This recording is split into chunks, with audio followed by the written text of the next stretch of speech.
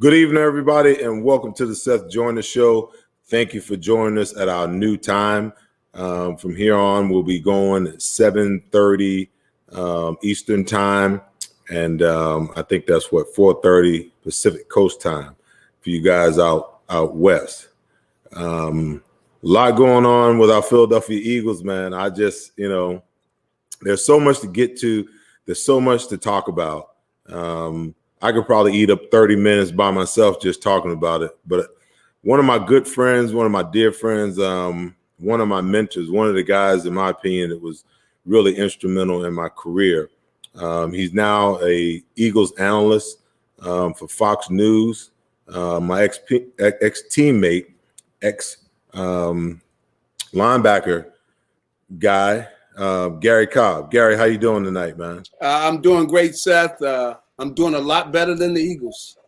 I think we can all say that right about now. Woo! It's tough when you have two games like they have played. This early in the season. You really, as a coach, I know if I were coaching them, I would have to get very serious, and things would have to get very personal because there are a lot of things missing. And I think they're capable of playing better. That's the thing that is disappointing. Well, there is a lot going on. There is a lot to talk about. I don't even really understand and know where to start, to be honest with you. Everybody wants to know, is the season salvageable? Everybody wants to know, can Carson Wentz turn around, his lackluster play? Can Jim Schwartz, can he possibly, figure it out on the defensive side of the ball with the pieces that they have? I mean, these are questions, Gary, that everybody's asking. Everybody wants to know. Well, I see some things, if we were to start, on the line, on both lines. Of course, everybody talked about the offensive line. But, the defensive line, we have to talk about them too. But if we started on the lines, the offensive line didn't play bad this week. They didn't play bad. You can't say that they're the reason that they got humiliated, really, in the game against the Rams. But if you look at the game, you see that, that was just a punishing loss. And I thought that, the guy that is the first one, you're going to start talking about coaches, you really have to look at the job they did, that they got out-coached and outplayed. So you pretty much circle most of the guys that haven't played poorly. But I'm going to let the offensive line out of it. They are one of the groups that they didn't play that bad. I was looking at the tape with them, and they gave Carson plenty of time. So he can't say, or nobody can say, Carson was hurried, because the first game, everybody said, well, let's give Carson a pass because he was running for his life, which, he really had time to throw the ball then too. But I thought the offensive line played well in a lot of cases. They gave him time. I mean, you got Aaron Donald. He did not destroy them, and he was kept in check. And, Carson had plenty of time to throw the football. Well, I guess, you talk about how well the offensive line played. One of the key spots, and we'll get to Carson Wentz last on the offensive side, one of the key positions that Howie mandated had to be improved was the wide receiver position. Now, you got a couple of young guys that for the first time in their lives are experiencing the speed of NFL football. The speed of NFL football is nowhere near the speed of collegiate football. So all of a sudden, everything is sped up. Really, the only viable threat that I see at wide receiver right now is D-Jax. I know. And to be honest with you, they're not using him enough. I mean, with his speed, he should be able to run, speed outs, 15-yard comebacks, deep dig routes, deep outs. He can run those all day because the defender is going to always respect his speed. That's right. So they've got to figure out a way, in my opinion, how to get him more involved and take some of the pressure off of these young guys that, they're still developing. They're still learning how to play at the highest level. Yeah, I agree with you wholeheartedly. And really, Sunday was a time to do it. And, Carson wouldn't just lean on him and let him just kind of carry the ship, because he had his guy beaten deep a number of times, and then they were backing off of him. So he was able to throw some comebacks to him, but he didn't look to him enough. A number of times he had some big plays downfield, but Carson was looking somewhere else. He didn't say, you know what? I don't think they can cover D-Jack, which they weren't able to cover him. They either backed off of him when they got up on him, he got behind him maybe 2 or 3 or 4 times. After looking at the tape, I saw where, and he was raising his hand. He knew, hey, I got this guy. But all those times Carson wasn't looking his way. And that was a mistake. Well, listen, I just think that what happens with this offense sometimes is, they'll take what they can get for the most part. And then as they continue to progress and the more real estate they begin to eat up, the greedier they get. Mm-hmm. So instead of taking the 5 yards, the 6 yards and move the chain, 5 yards, 6 yards, move the chains, like Carson's interception. I mean, you had momentum on your side. The worst thing to do at that point in time is take a shot at the end zone, because, if you just keep moving the chains the way you've been moving the chains, you're probably going to get a touchdown. At the least, you're going to get a field goal. But there's no way in the world that he can throw that interception there and have that ball and lose momentum. I mean, they had fought to get momentum back in the game, and they had momentum. I don't think people really understand how important momentum is. They had momentum, and when he threw that interception, I mean, all the air went out of the Seth, it was first down. Yeah. I mean, it's first down, and as a quarterback, I mean, and I'm standing there as an observer, and I'm playing the game in my head and going, okay, all right, first down. Okay, we would like to get something, but we would be happy with 5 yards. We're okay with 5 yards. We will take it. And he had been, going underneath, and looking at the tape, there were other times where Miles was open and he could have got him the ball, but he wasn't looking his way soon enough, even though he's supposed to know the routes. He knows that, hey, you see where the linebacker's lined up at, that, boom, I got 5 yards right here if I want it. I'm going to take it, and they had gained momentum. They were flowing. They talked to him all week. You know what the conversation was. Carson, take what they give you. They were telling them this all week long. And then when he came out and they were playing the game, I'm going, okay, so that is playing in his head. He is taking what they give him. And then he snaps and out of nowhere. And then he's throwing the ball to J.J. Arcega-Whiteside, who he's not going to outrun anybody. So if he's cutting over the middle and there's a guy trailing him, that guy can't cut underneath him because he's not that fast. Yeah. So if you're not going to throw the ball high to him, you do not need to make that throw because there are 2 guys there. And he makes the throw. It's late.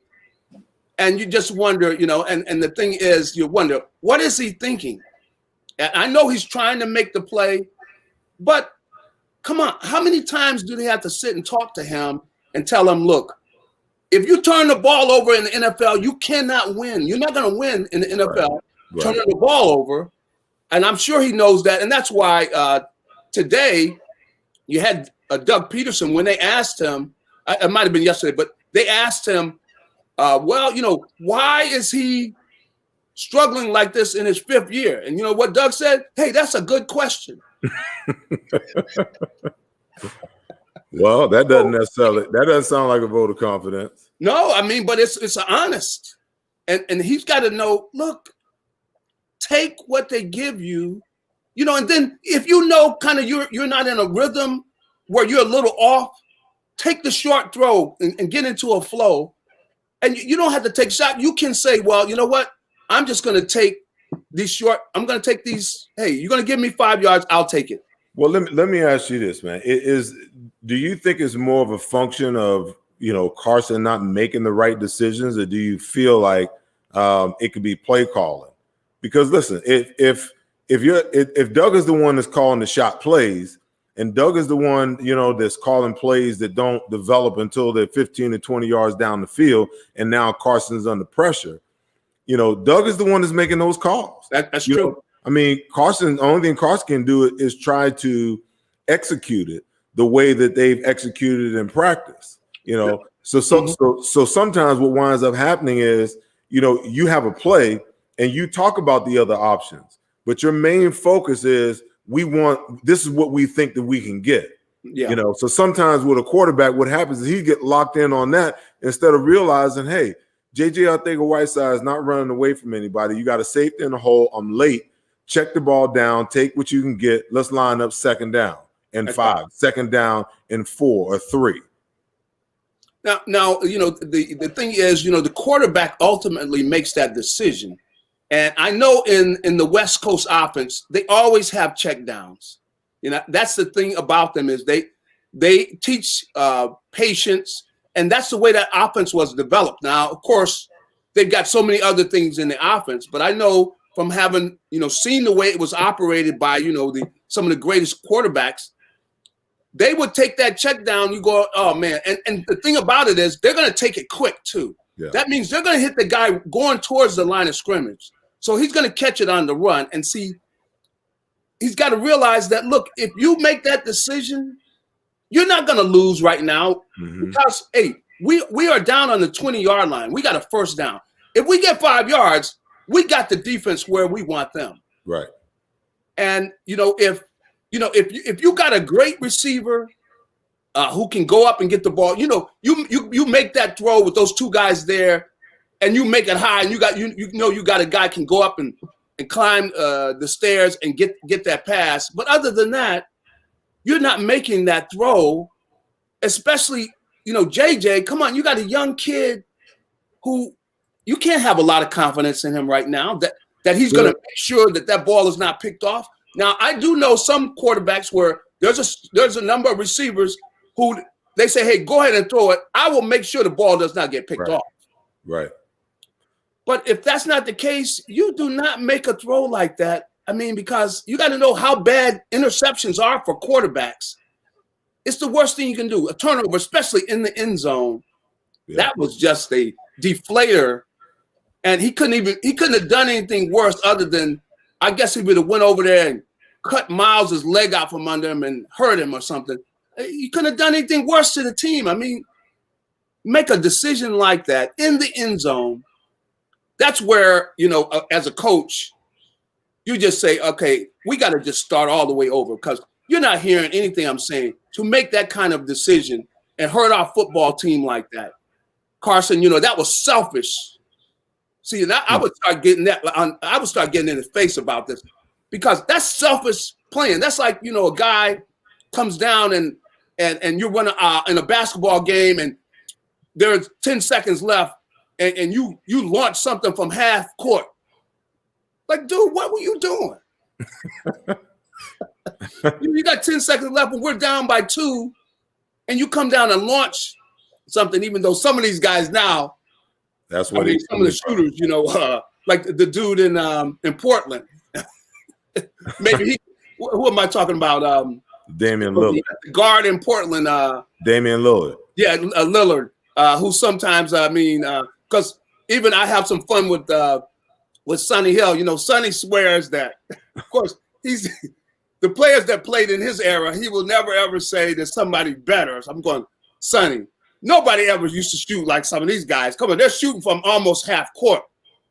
He goes, no, there were guys that shoot from outside. But yeah, they shot from outside, but they weren't shooting from where Lillard would rise up and some of the other guys would rise up. But anyway, I'm going to get all off in the basketball.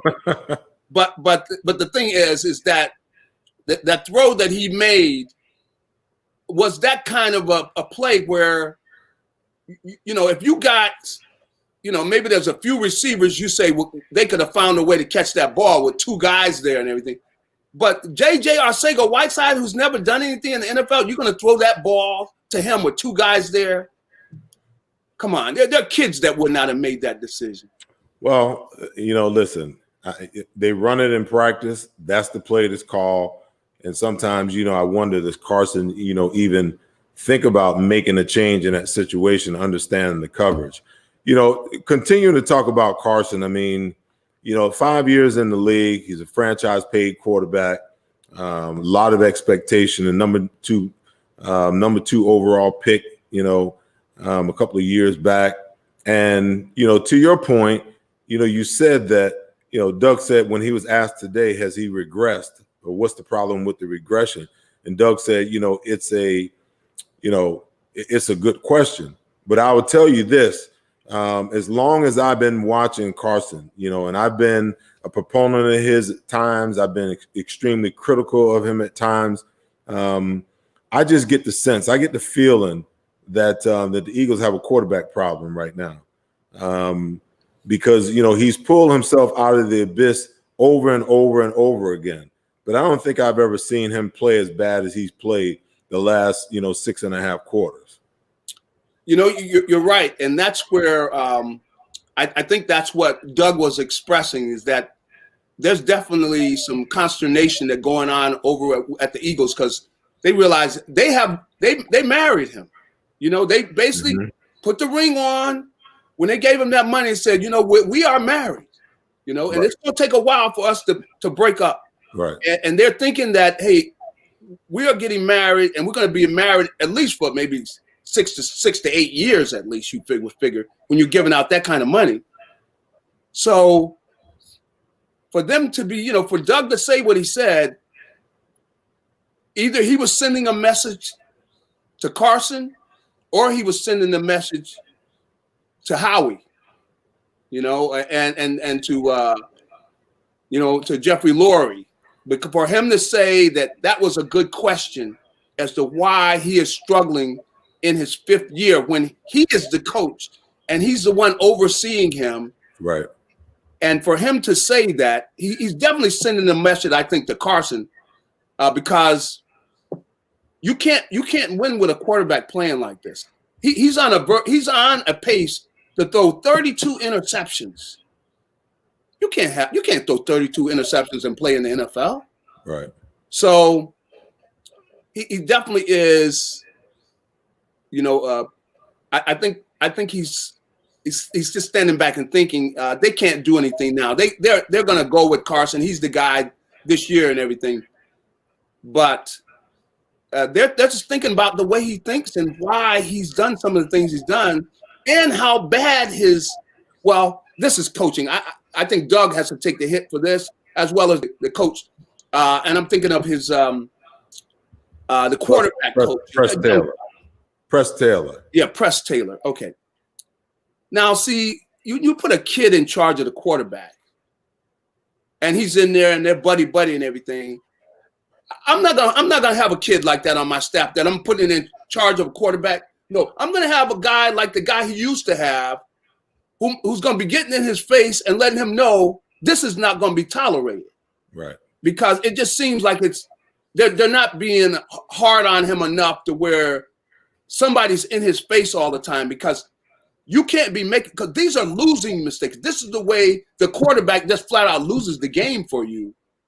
And that cannot be tolerated. And he's got to have somebody telling him that. He doesn't need somebody that's around his age sitting in there telling jokes, and saying, okay, Carson, that's a great idea and everything. No, he needs somebody that's going to be hard on him during the week so that the game is easy on him. Because right now, it seems like something's not been done right during the week. And then for the game, I don't know what he's thinking, because I think, come on, you could have gotten thousands and millions of people that would have known not to make that throw.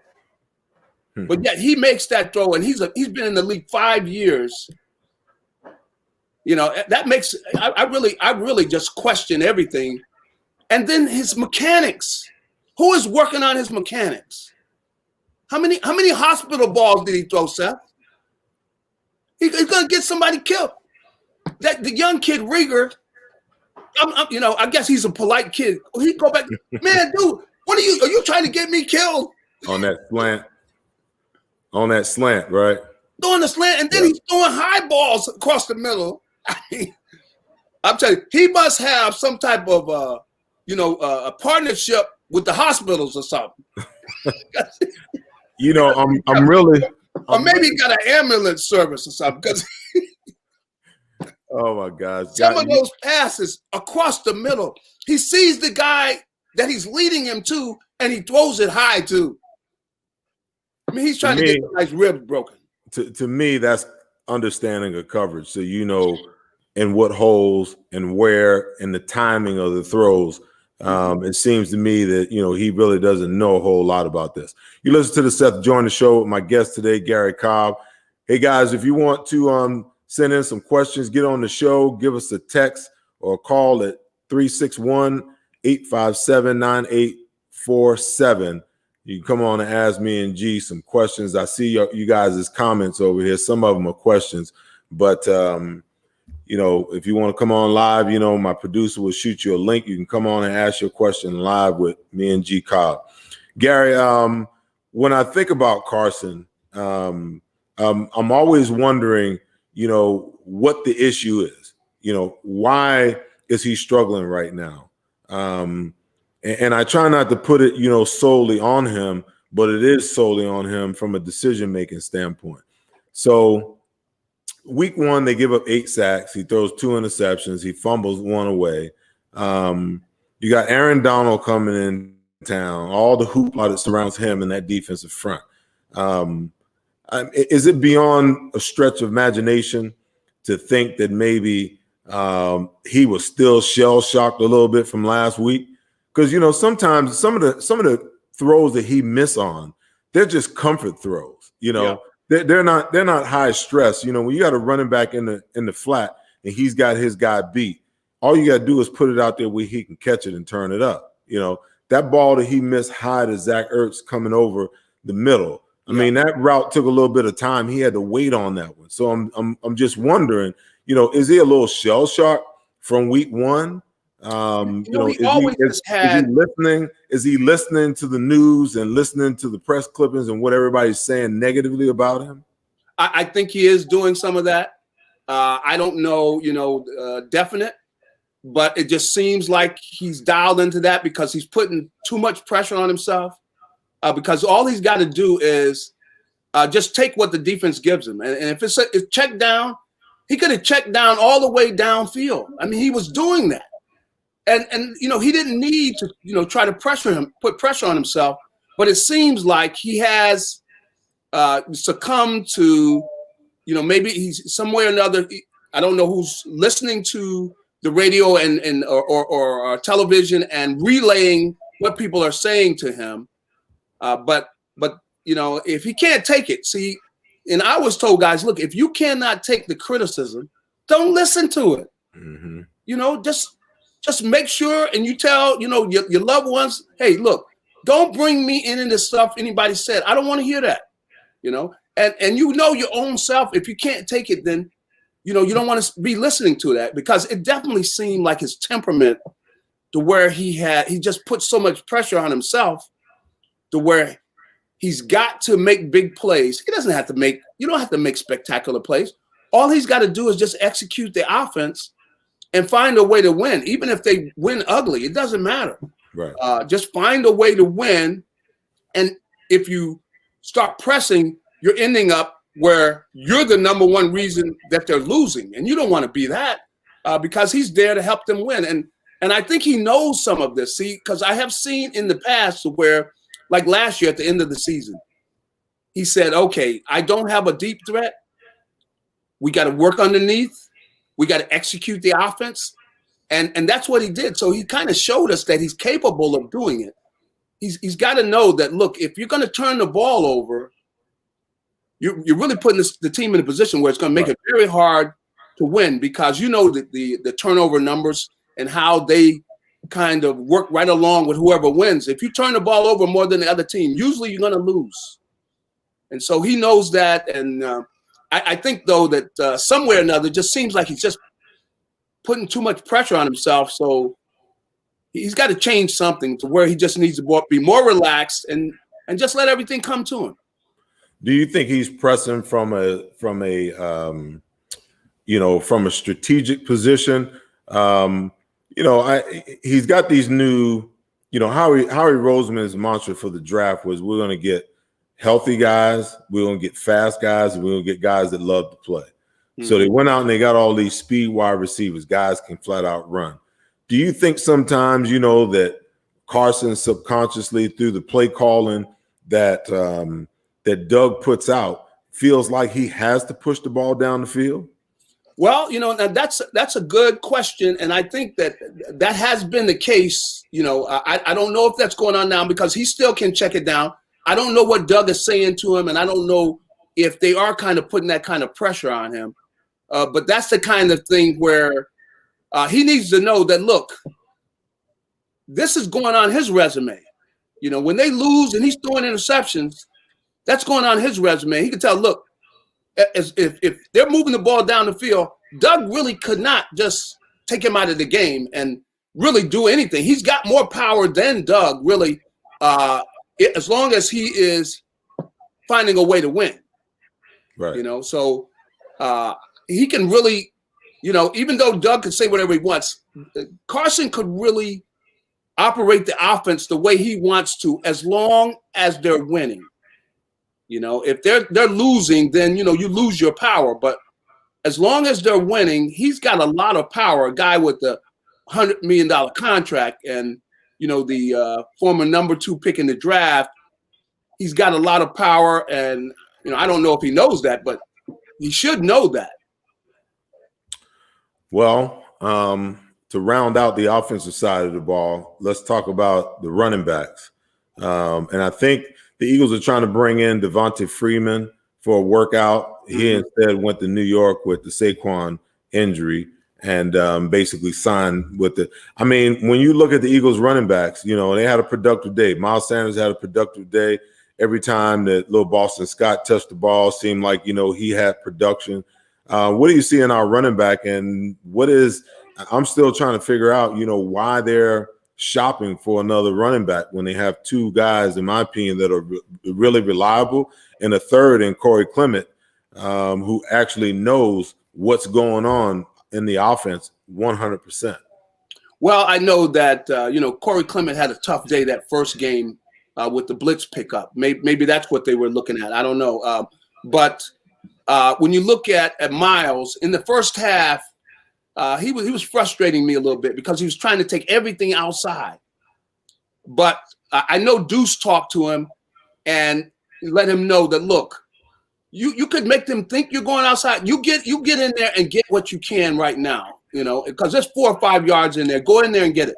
And he started doing that. And he's got to realize that that's really the way you run in the NFL, because it's hard to just get outside all the time because there's just not enough field to do with as fast as guys are. So you make them think you're going outside, and then you go ahead and hit it up inside.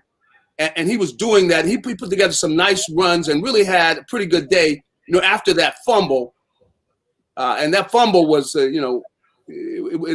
wasn't the way to start out. So that was tough. Right. But all in all, he had a good day. And, he catches the ball well, and he plays the entire game. And I think he's a guy that's going to continue to grow. And, I like the game he had, and I liked what Boston Scott, he had some good runs as well. So on the ground, they were able to do some things, and they caught some passes as well, which is always going to be part of the game. A big part of what the running backs are going to do in this offense is catch the ball. They're going to get opportunities for big plays, if they can make one guy miss. Well, that's the running backs. What in the world? This offense has been built and predicated the last couple of years on 12 personnel. That's 1 back and 2 tight ends. Mm-hmm. What happened to our tight ends last week in the game? There was like no production there at all, it seems like. Well, I thought that, Zach showed a little frustration at times because Carson missed him a few times with some high passes. And they just weren't able to connect because there were opportunities, and Carson just missed him a couple times. And with Dallas, I think that it might have happened one time with Dallas as well, and they were close though. There were some opportunities where they could have got bigger gains, And I think there were a few times that they might have felt they were missed too. They were open and he didn't come to them. So, it's the kind of thing where they just got to work together. At times, Carson, I guess it's the mechanics where he throws those high passes where he needs to get on top of the ball. And I know I see other quarterbacks, they're on the sideline warming up, and you see them making sure they get on top of that ball, and they make sure that they would rather throw it low than throw it high. Right. And Carson's got to realize that, you can't throw high passes across the middle to guys because, a guy gets tagged. I mean, Zach just let one go because he saw he was going to get wrecked. He made a business decision. He made a business decision. That's right. No doubt about it.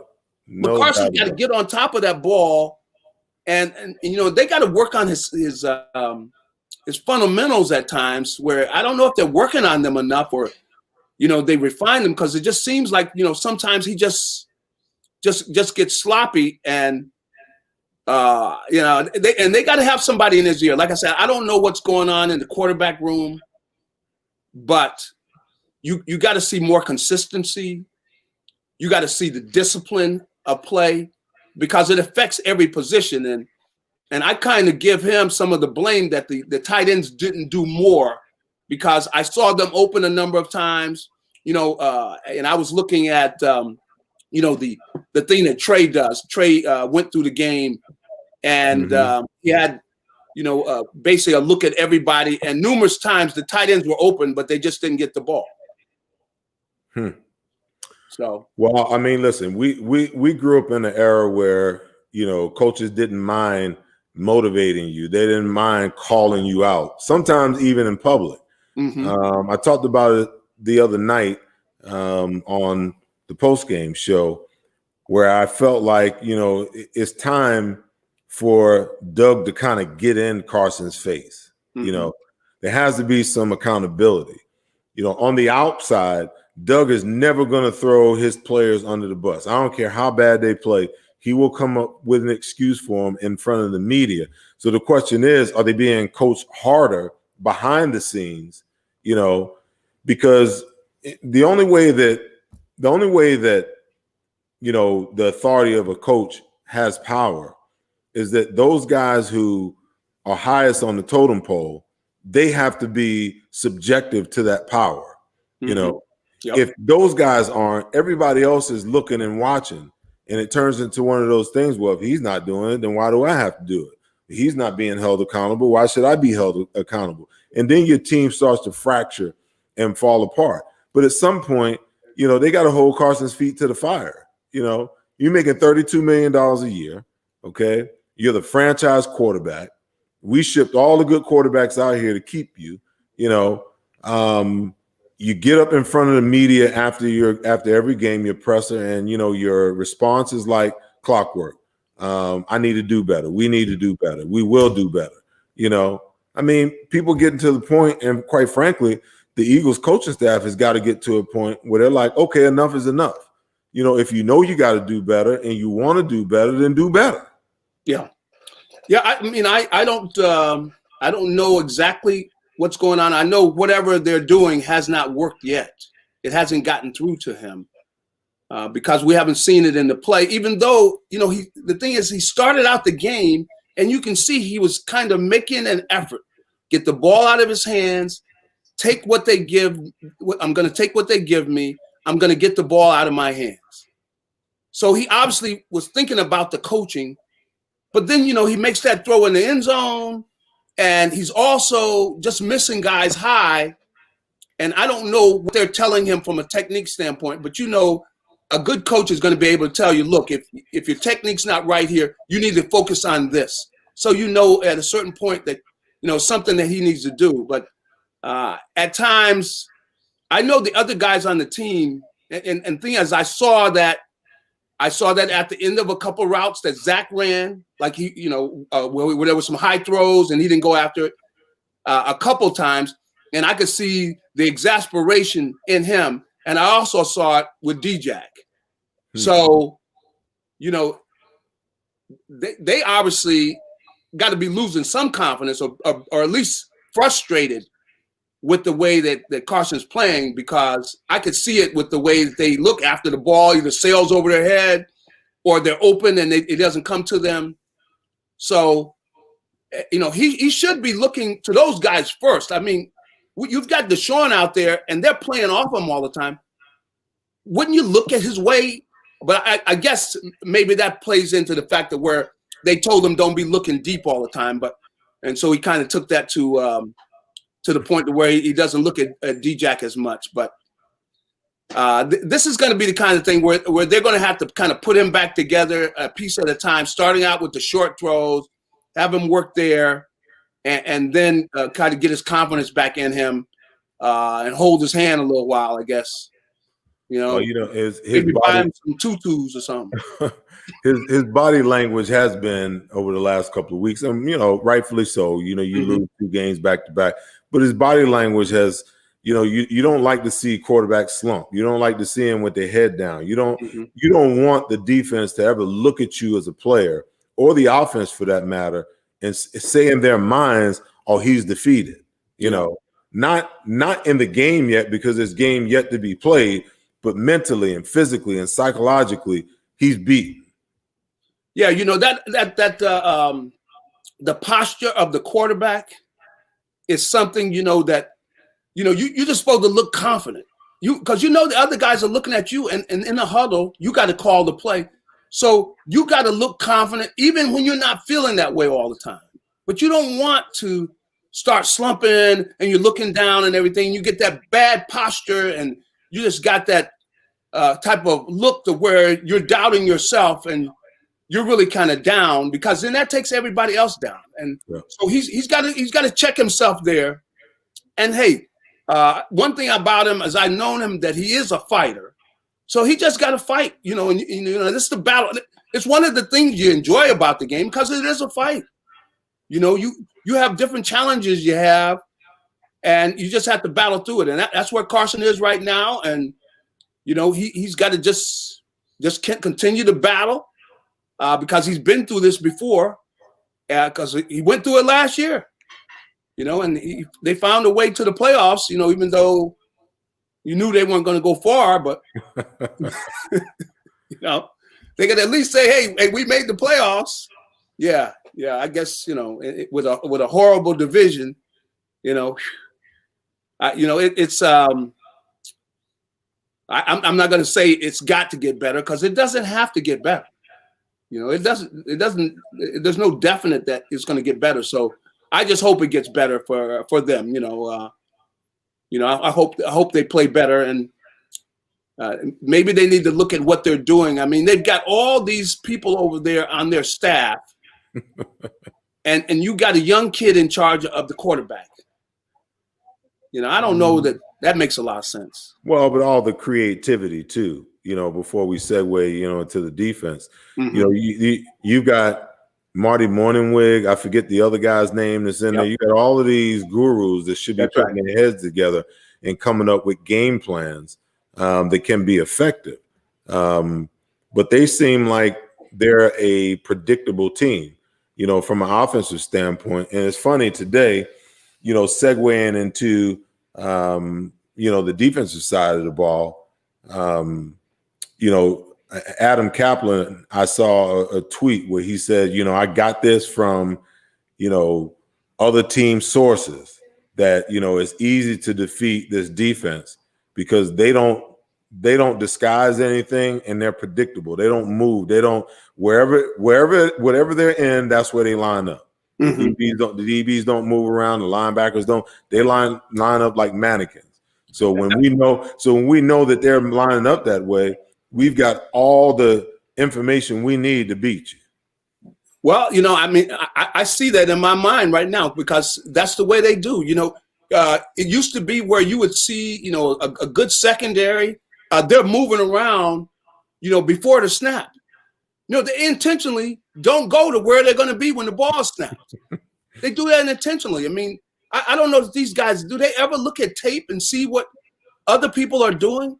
because they do exactly what he's saying, which is they go right to where they're supposed to be, and they're right there. And I'll tell you, I really was frustrated with what I saw from the defense, with some of the defensive backs. The Rams got into a set where they basically just had their receivers line up close to each other with one off the line and one on the line. Now, they're getting ready to run a pick play on you. Right. One of you guys has got to be up. The other one's got to be back. And really, the guy that's got to be up, you need to get physical with that receiver. You need to jam him. But I don't ever see them jam receivers. I don't know. I just don't. I don't like that with a lot of people in the league. I'm going like, why don't people jam receivers anymore? Oh, they're afraid to miss, G. They're afraid to miss and give up the big play.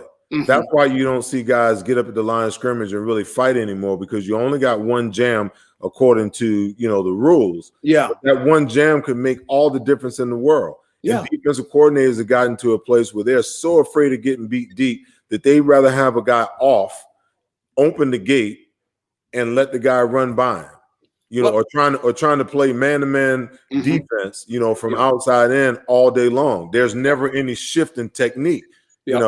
Sometimes, you can fake being in cover one and then turn around and morph into cover two, get that safety to drop back. And then all of a sudden, you got, you're in a cover two situation, and if that's the situation, now you can get your hands on guys and you can reroute them and throw off the timing.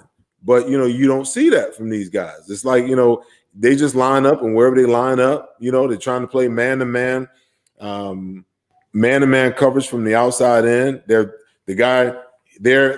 outside, he's inside. He takes off across the field. He's in chase mode the entire way. Yeah. Who in the world, you can't win that unless you're going to play robber, where when that guy crosses, one guy drops down and the other guy, goes back to the middle of the field. Unless you're going to play a coverage like that, that guy can't win that battle. That's right. He's set up to lose every single time. That's right. And McVay, he knows that, and that's why he was just taking that. That was the first third down of the game for the Rams. They ran that play, and then the Eagles, the defensive backs don't talk on the sideline, because then when they run it later in the game, it's like the first time they ran. I'm going, you didn't talk to say, hey, they ran this on me, so they're going to line up like that, and he's going to come inside.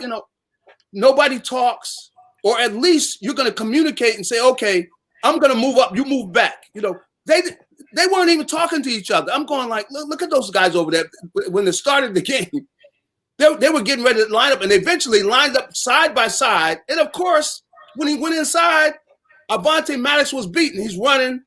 And I'm going like, some of these guys play the stupidest football. Come on. Listen, whatever technique that they've been given, it's been taught to them. I had a coach that one time told me, he said, what you see on the field is either coached or tolerated. Yeah. Now think about that. Okay. Because if they're playing a certain way, they're either coached to do it, or they haven't been instructed on the technique and how they should do it, So then what winds up happening, they're doing it the way that they think they should do it, Coaching goes way beyond the X's and O's from a strategic position. Those guys got to know where they're lining up, especially our DBs. They line up outside, they stay outside. That's right. They line up inside. It's a dead giveaway that it might be man. Why not line up outside and get outside right before the ball snap? Why not get up? If you really want to be off, why not get up, give a press look, and then pedal off right before the snap of the ball? Yeah. All of these little things help to make your job that much easier, man. That's right. And the thing about it is, looking at some of the defenses around the league, the ones that are playing games with the quarterback and are making him think, they are the ones where you see guys, they're communicating with each other. They're realizing, look, we don't want to make this guy's job easy. Why do we want to just show him what we're in? And they don't realize how much difficulty it puts on the quarterback when they're moving around and he's not sure. Because even the greatest quarterbacks can make mistakes because they thought you were somewhere where you're not, and all of a sudden, they're throwing you the football, and then you make your job easier. That's the thing, is you make your job easier. It's not easy to cover guys one-on-one. So you want to do everything you can to make your job easier. And if you could move around a little bit, but they let the Rams dictate everything. And, I got to give McVay credit. I like the way he puts things together because he obviously knows what the defense, he sat down with defensive coaches and he knows what a key, like the linebacker, for instance, Nate Gary, really, I don't like the situation they're putting him in because it is very difficult to cover a tight end if you're playing off and you're lined up on that tackle and you're looking through there and you're reading the back and the tackle and you got to see that tight end. And of course they took advantage of it, knowing he was one-on-one of the tight end. They have him go where he took off right out when the ball was snapped. And there were 2 times he had 2 touchdowns against Nate Gary, where he takes off, and by the time he looks him up, he's a couple steps behind him, and it's going to be an easy score. But I'll tell you what, though. But before I want to make this point and get your thought on. Then I want to come back to Nate Gary and how they had him playing. Communication a lot of times is a matter of leadership. When you got older guys on your team, they learn how to talk. They understand the importance of communication. When you lose a guy like Malcolm Jenkins and all that he meant to this defense, and you replace him with a Jalen Mills, who's not a guy who, when you watch him play, he's a player. He's just a dog.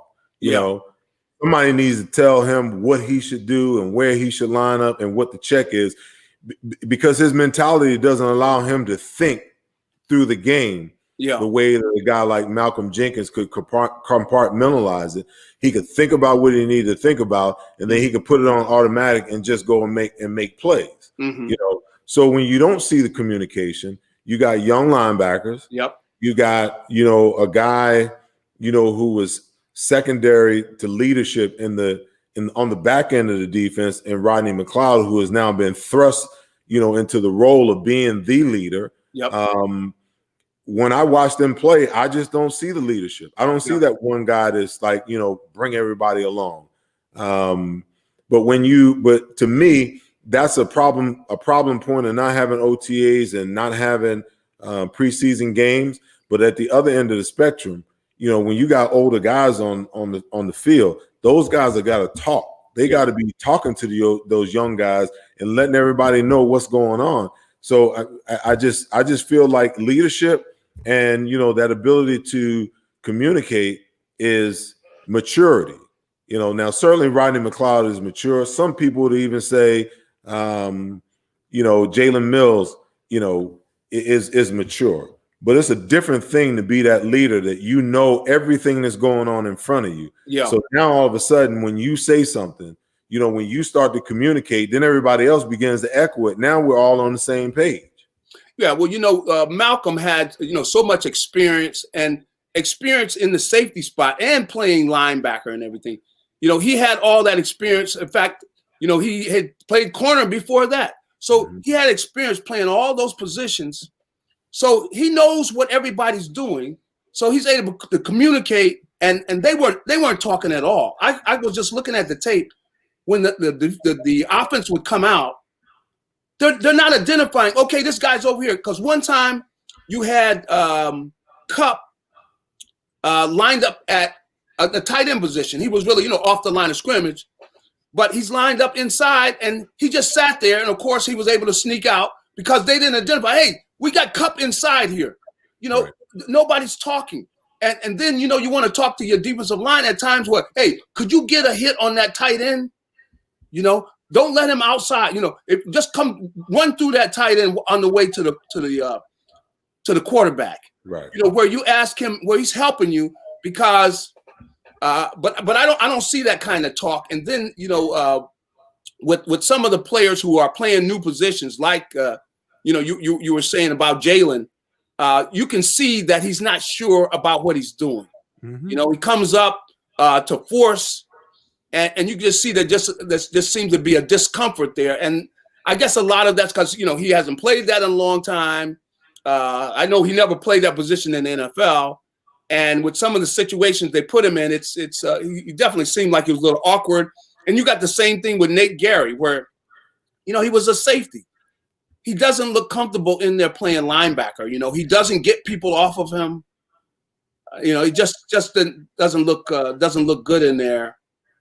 And I just see just major problems that they have because I guess they haven't had a lot of work at some of these different positions, but then they make it more difficult because they don't talk to themselves, to each other, and communicate to make it easier, so that you make the offense do some guessing rather than that. They're in charge of everything. They're like running the show, and they got the Eagles running all over the place like they're a chicken with their head cut off. That's what it looked like. I mean, they come up lined exactly where they're going to be lined up at. They don't make them think about anything else. They make it easy because it was like it was a clinic that Sean McVay was putting on. That's how bad it looked. To where he just was, he knew where everybody was going to be. He knew exactly what he was calling and just set them up, and everything was easy. And that's why you had you had Jared Goff completing his first 13 passes, and none of them were hard. All easy throws, guys wide open. You get outside, let the guy get inside. He's running, totally free. Just easy. And that's just frustrating to see that. And as a player, you want to do things where you're challenging the other team physically, and we're going to get into that, and we're challenging them mentally, but they weren't doing either.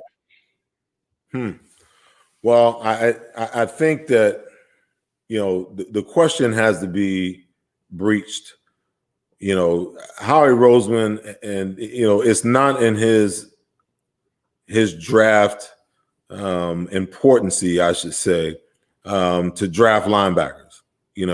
They've been trying to piece this linebacker core together with Band-Aids, for the last 10 years or so, man.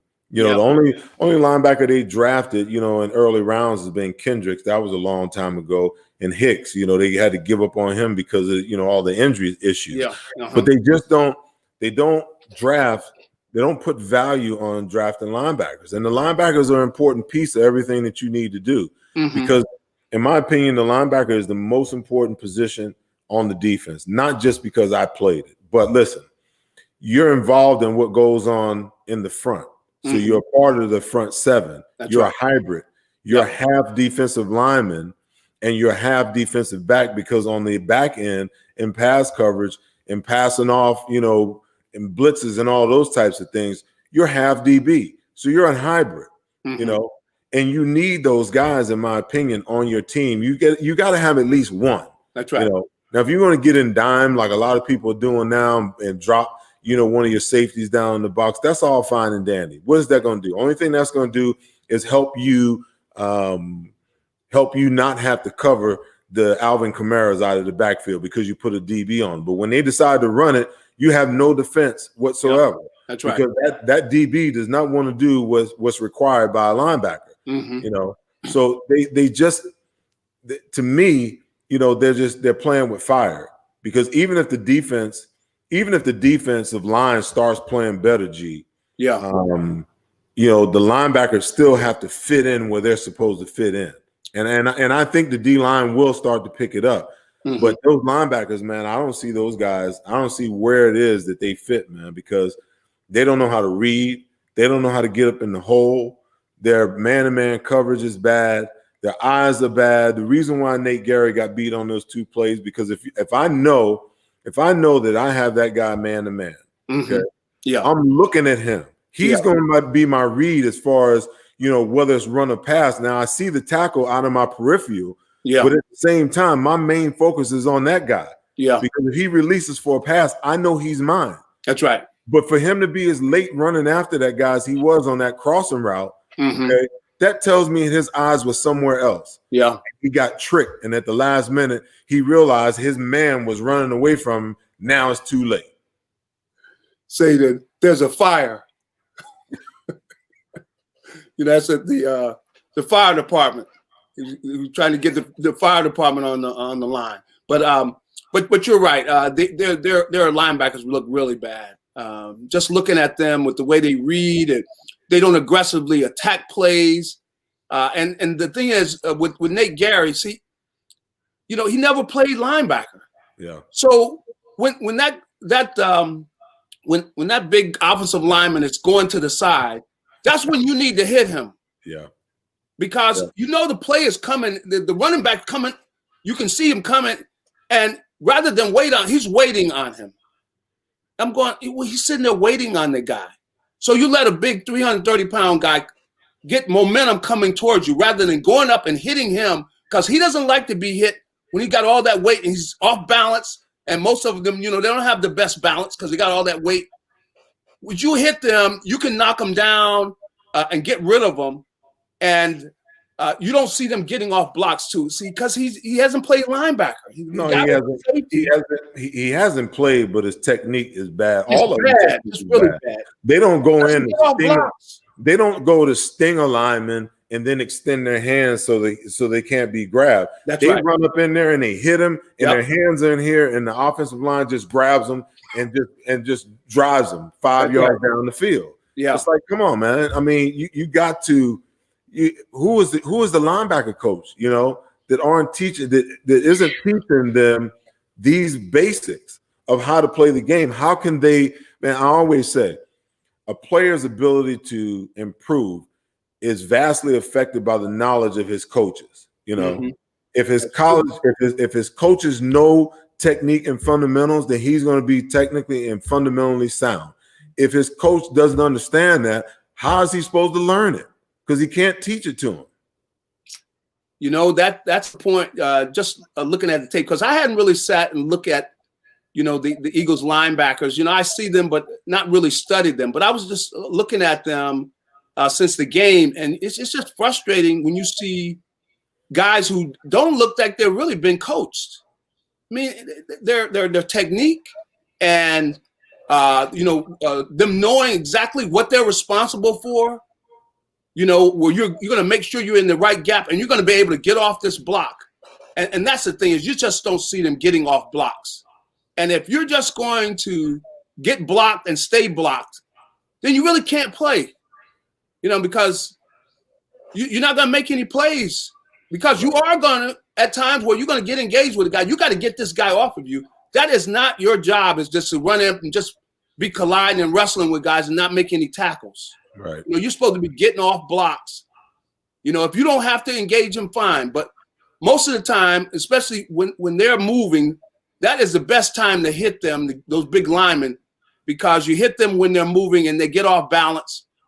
And the thing you got is you're a better athlete, or should be a better athlete than they are. And you can use your arms by getting that arm extension and hitting them and getting off of them. So you can go out and make plays. But if your linebackers aren't making plays, then it's hard to be a good defense. Mm-hmm. I agree. Well, listen, man, before we finish up the rest of the defense and the coaches and staffs, we got a caller coming in, a viewer, I should say. Got William M. Brown, my brother. How you doing? Love that hat. What's happening with you? What's your question? Yeah, this is from my era, back when I used to watch you guys. Yeah. Awesome. The Buddy Ryan, Seth, Reggie. Yeah, so you guys are what made me an Eagles fan. Because I've never, I've just, that was my time. So I had a couple comments. Hey, that was the gang green defense in general. Oh yeah, all my stuff is the classic Kelly Green or old school logo. So first comment I had was kind of like Carson Wentz. I know he's super struggling. Do you think that his struggles could be a result of that concussion he had the last game? Maybe like a mental hurdle from that injury? Because he was playing well. I mean, he played well. It was the last 4 or 5 games this season with the way the receivers were decimated with injuries. He played really well, carried the team. And then it seems like since that, point, is there any possibly things lingering from that injury? You think maybe like a mental hurdle or something? Well, I mean, it's been a long time since that concussion. Normally guys are pretty well healed up by now. I don't know, what is it, 6, 7, 8 months? Mm-hmm. Normally guys, healed up from those types of situations by now. I don't think that's it. I just think that there's some undue pressure that he's putting on himself to perform. And, football is a game that, you just have to relax. It's controlled aggression. You can't be uptight with it. That's right. I think that, that is pretty much what it is, that, he's thinking about, the fact that he's got the big salary, that he is the franchise quarterback, and that he's thinking about that. And, he's got to have these big plays. So, last week, he just would not throw the ball, holding on to the ball and trying to press to make the big play. And then it kind of bit him again, this past week, where he forces that throw in the end zone where, just get them in the end zone. You don't have to force that throw. Just take some short or throw the ball away. Hey, we've got a couple more downs. We don't need to force it on first down. So I do think Carson is the kind of guy that puts undue pressure on himself, and somebody's got to get through to him to say, look, man, just relax. Take what you're good enough to play in this league. You're good enough to be a star in this league, but just stop putting all this pressure on yourself. Well, William, man, I appreciate the call, man. Thanks for the support, and it's all good, my brother. We got Maurice coming in, our last caller for the day. Maurice, you're on the Seth Joyner Show with Gary Cobb. How you doing, my friend? How you doing, man? And pleasure to be on the show. Thank you, guys. I don't know if you guys know or really look at the Philadelphia Eagles Instagram, but I believe it was about a week or two before the season. They give us a little clip for entertainment, and it's kind of disturbing now that we're here that Carson Wentz made a statement to Doug. He said, "I got a porterhouse steak, thawing out."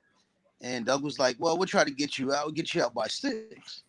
Now, when I look back and I hear it now, because my buddy sent it to me again, and when he makes mistakes, he's on the sidelines by himself. He's not going up to other people and saying, "Oh, my bad," or trying to get with the O-line as much as he should. What do you see? I'm really starting to feel like with everything going on in his personal life, which is good, the child and stuff like that, he really probably wasn't putting in the fundamentals of, maybe he's putting in work with film, but as far as basic things, like I see guys, just throwing basic passes, out routes, and I get it. It was a virus, but I mean, certain things I feel like he lost, like on Space Jam, when you lose your powers, he just lost them, and it's like you're not putting in the work. You ready to go home? That's a bad message, man. And I just feel like I really feel he's not putting in the work, and that's all it is, and it's sad. Well, Maurice, listen, man, I tell you this, and thanks for coming on, man. We appreciate it. I will tell you this. I know he got 32 million reasons to put in the work. Yeah. I mean, if he wants to step out of the shadow of Nick Foles and cement his legacy, in this city, he better be taking it serious. And I don't think he's one of those guys that's that way. No. I think that he genuinely works at it. I think he studies it, maybe even to a point where he's got information overload. Because I mean, we talked about it earlier. Sometimes, it's one of those situations where in the West Coast offense, you always know there's always an outlet. Mm-hmm. So when you drop back and your primaries aren't there, boom, you got the outlet right now. I mean, you see teams like the Raiders last night and the Saints last night. I mean, they were just dumping those balls off. They couldn't get what they wanted. They couldn't get what was designed. So they took the little, like you said, it's okay to get that 4 or 5 yards. It's right. Fine. But it doesn't seem like Carson operates that way. It's like he's real specific to the play, and he's going to make the play work.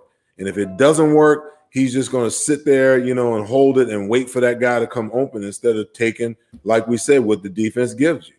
Yeah, that's a thing which, I imagine they're preaching to him but he just hasn't bought that yet. And it make life a lot easier for him if he realize, it doesn't have to be spectacular for you to get into the end zone. You don't have to have these spectacular highlights. They will come, because if you are being patient, eventually, people are going to start edging up to try to take that away.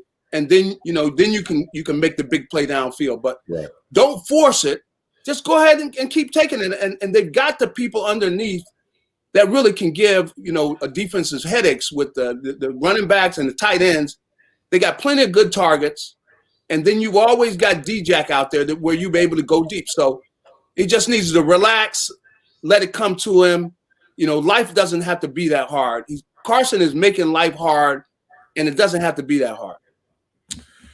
Well, let's wrap on the defense, man. We got to talk about this defensive line.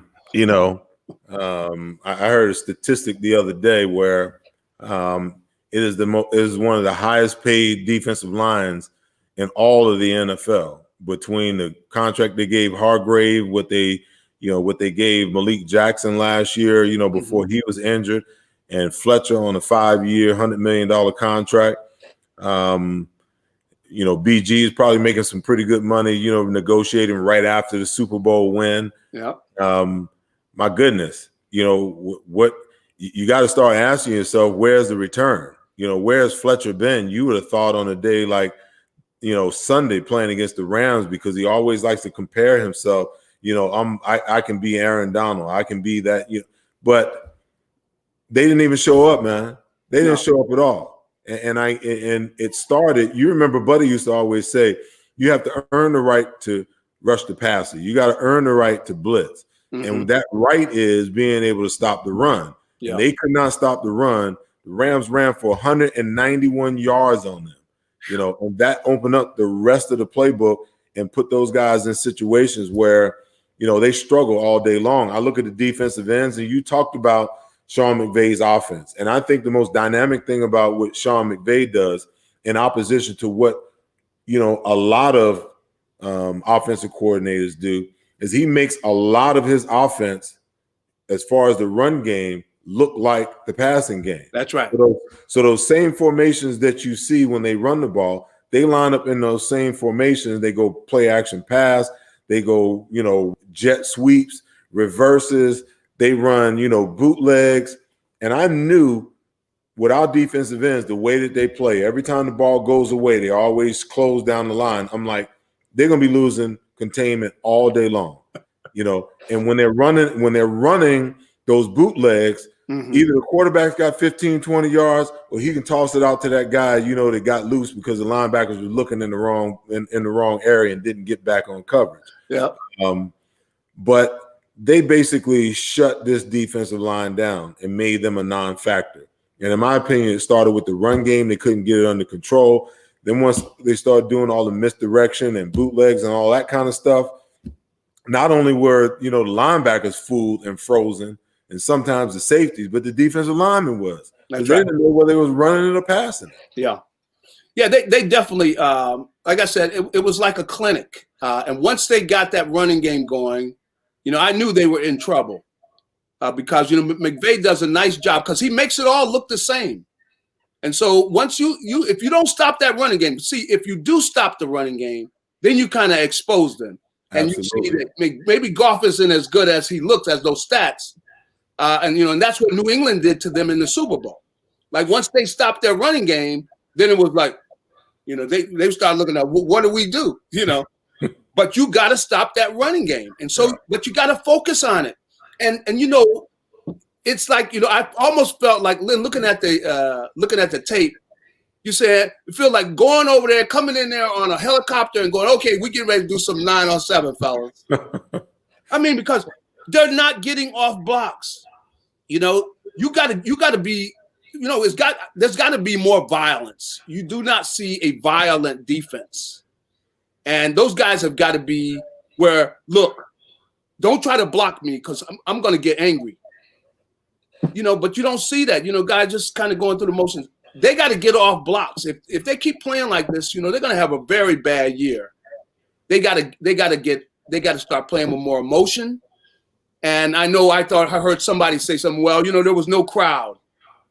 You better not tell me that. Because there was no crowd. I don't care about the crowd. We're not paying the crowd. We're paying you to be ready to play. And I did see it at times where I saw a few times with Fletcher where he was playing with some passion. And I saw some of Malik at times, but it wasn't the whole time. And some of the guys, I didn't see anything. And with the linebackers, it's like they're just going through the motions. I really didn't even, you wouldn't even know that they even played. Because, you think of any plays you saw the linebackers make. I saw him miss some. It was bad.